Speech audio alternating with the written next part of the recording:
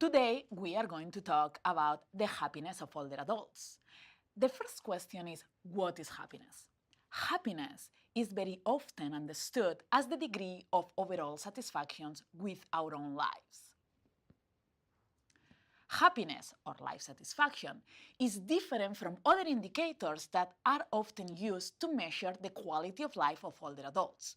An example would be depressive symptoms, which tend to focus on deficits in emotional functioning.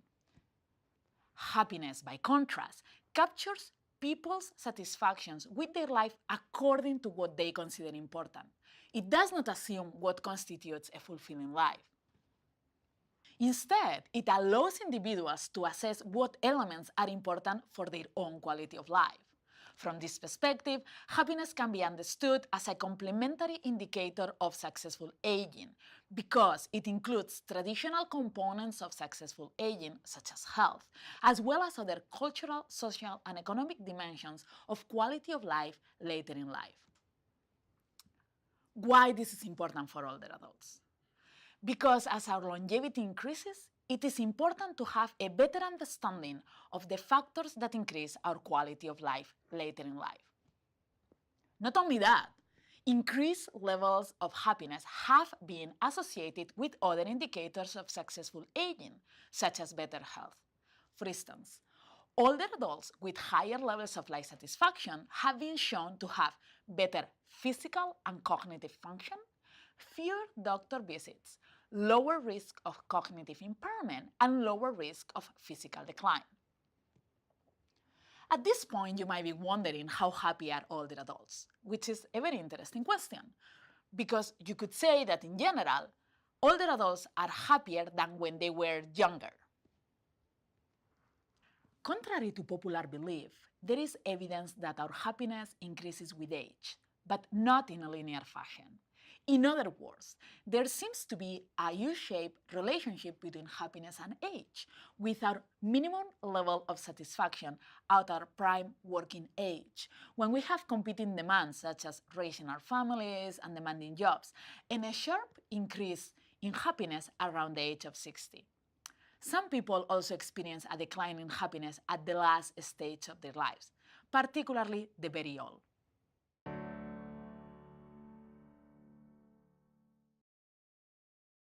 So, what drives the happiness of older adults?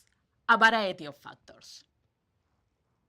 We know that older adults who are more financially secure, who do not have functional limitations or chronic health issues, that are not isolated but interact with their communities through volunteering or church attendance, and that have social support and someone to count on in case of need, are more satisfied with their lives.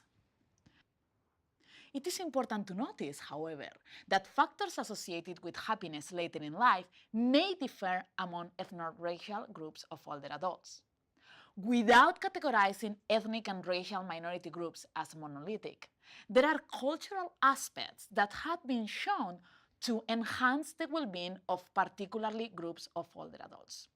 We have found in one of our studies with data that is representative of the older adult population of the United States that older adult Latinos derive more satisfaction from living with their kids than non-Latinos, particularly foreign-born Latinos.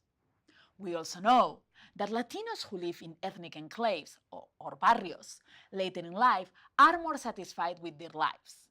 Ethnic enclaves, for instance, seem to buffer the negative effects of discrimination and to increase well-being by social support and trust.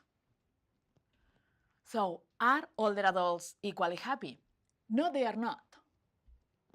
Our research has shown that older adult immigrants tend to report higher levels of happiness than their native-born peers, particularly Latinos. This is counterintuitive, as older adult Latinos tend to have fewer socioeconomic resources and more functional limitations than other groups of older adults in the United States. However, this is in line with the Hispanic paradox. The paradox originated when Marquides and Corell observed that older Mexican immigrants in the United States live longer than other groups of older adults despite fewer socioeconomic resources. At this point, it is unclear where this happiness advantage may come from. Some argue that it may come from cultural factors like strong family support. More research is needed in this area.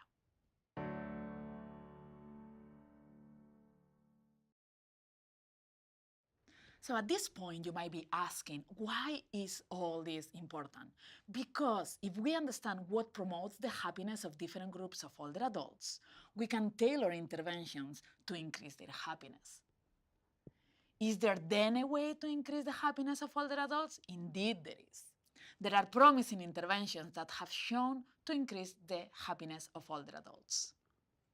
For instance, a community-based interventions that train older adults how to identify and savor daily positive experience increase in only 8 weeks not only the life satisfactions of participants, but also improve their sleeping patterns and decrease their levels of depression. Other interventions conducted to increase the happiness of older adults have focused on gratitude.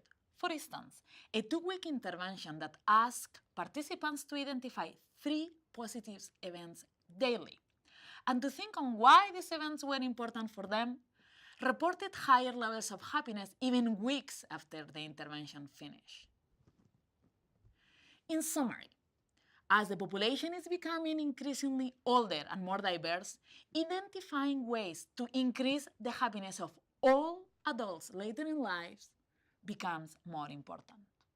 This video showed that the factors associated with the happiness of older adults may vary across ethnic and racial groups, and that there are short, feasible interventions that have effectively increased the happiness of older adults while reducing depressive symptoms and functional limitations.